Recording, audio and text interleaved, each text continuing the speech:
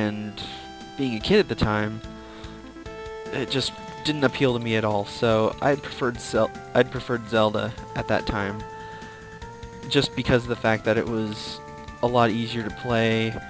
It had better control, so I didn't have to really worry that much about the game in general. But then I came back to this with an adult mind, though you can say that I haven't really grown up much at all. It was a lot better than the 8-year-old mind that I had when I had originally gotten the Super Nintendo. And Typhoon's really cool. So, yeah, there's my little history of how I got my SNES. Well, Link to the Past did come out when the Super Nintendo came out. I actually got my Super Nintendo later, not when it first came out. I think, yeah, 1998. That's when I got mine. It was at a Black Friday thing right before Christmas. I had to wait in line for a while. It was I think it was the second generation of Super Nintendo, the one that actually had stereo sound in it, so that made me really happy as an adult, just because I'm just a sound freak, and playing all those epic SNES games in Monoreal just wouldn't have been as awesome. I don't know. I just was really happy that it had stereo sound. And let's see. Yeah, so it had those weird... It didn't have the kind of buttons that the OG SNES had. For one, it didn't have an eject button, so I had to actually pull the cartridge out, and it had a slimmer design. The buttons looked kind of like thick Tic Tacs, I can say. Oh god, I'm about to die. They're just... Yeah, they're rounded rectangles. I guess that was before Apple patented them or whatever. Yeah, and it didn't have an eject button, so I had to pull out cartridges. And that's how I came across the cartridge tilting trick, of which is a lot more fun to use on the Nintendo 64. I don't know if you've ever done cartridge tilting. It's where you pull out the left side of the cartridge. No, it has to be the left side, because that's where the RAM is located in the cartridge. The ROM is located on the right side, so if you remove that, you'll just get a black screen. The trick is to tug on it very lightly until you start hearing garbled graphics. Yeah, you hear garbled graphics. You hear garbled sound, and you see garbled graphics. And some interesting results can be applied when that happens. Particularly in The Legend of Zelda Ocarina of Time. If you pull the left side of the cartridge right after you get the Kokiri sword, well, it doesn't matter, it is on any time really. You know there's a fairy that's guarding the... It's not a fairy either. It's one of the Kokiris. He's guarding the exit to Kokiri Forest. If you tilt the left side of the cartridge and walk forward, the character model will have just flown all over the place. It's like it loses its XYZ data or something, and it just is flying all over the place, and you can walk through him and leave the forest early. Note, when you do this, since you effectively made it so that there's no place for the RAM to be written to, you'll have to push the cartridge back in prior to leaving the room, or else it'll freeze. And while I was talking, I actually managed to find the boss room, so fight the boss. It's amazing that you come this far. But I won't let you go any farther. Okay, this boss is dumb. He just teleports around the room randomly, and you have to keep hitting him. And the lower his health gets, the faster his frequency of teleporting is. Thankfully, I think I'm a high enough level to not have to worry about dying as much.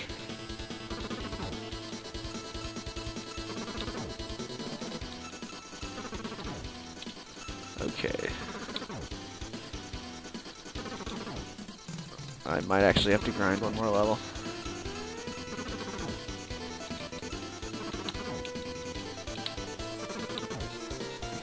Let me come back here.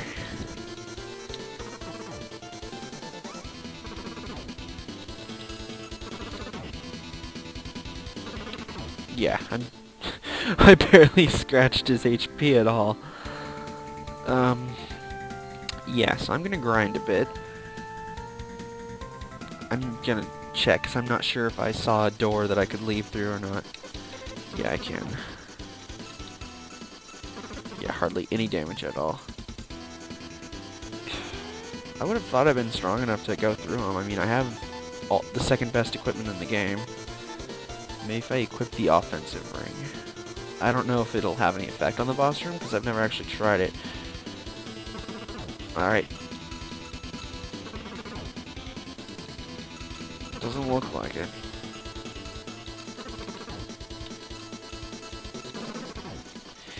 Yeah. Changing ring.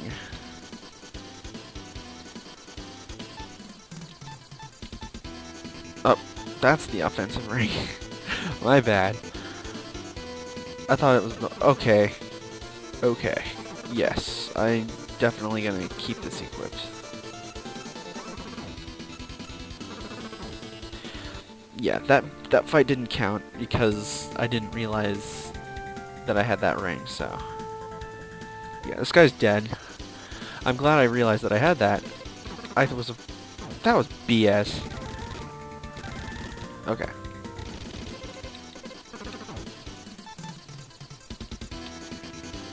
Okay. He shall not live another day.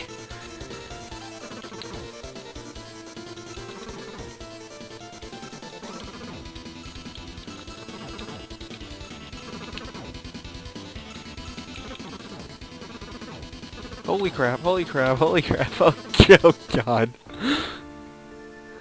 It was like a Dragon Ball Z fight for a minute there.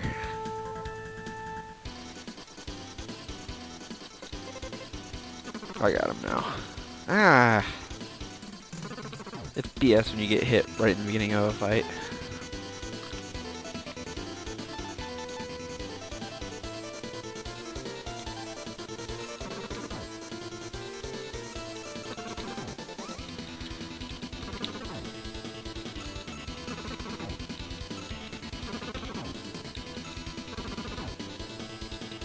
He shouldn't be able to spawn on top of you.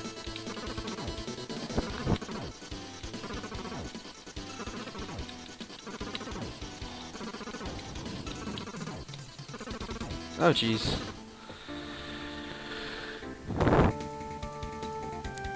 Yeah, it's a good thing I have that ring. I'm sure I can beat him. I don't need to level grind. But just to make sure... Oh, hi. No! Wrong ring! Wrong ring! No! Okay. These things continuously drain my magic point, or my math points. Ah.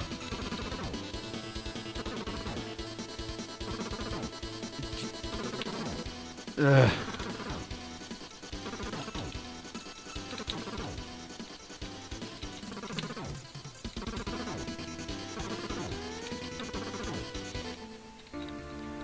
Yeah, ran out of MP.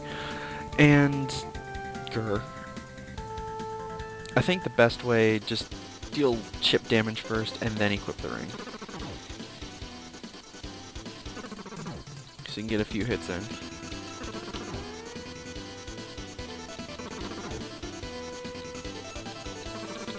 And jumping. It'd be awesome if my character jumped when I pressed the button. Alright.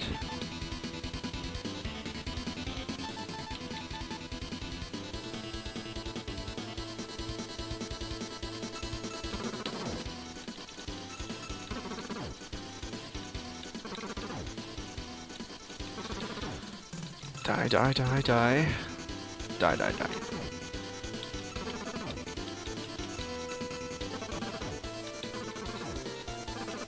No.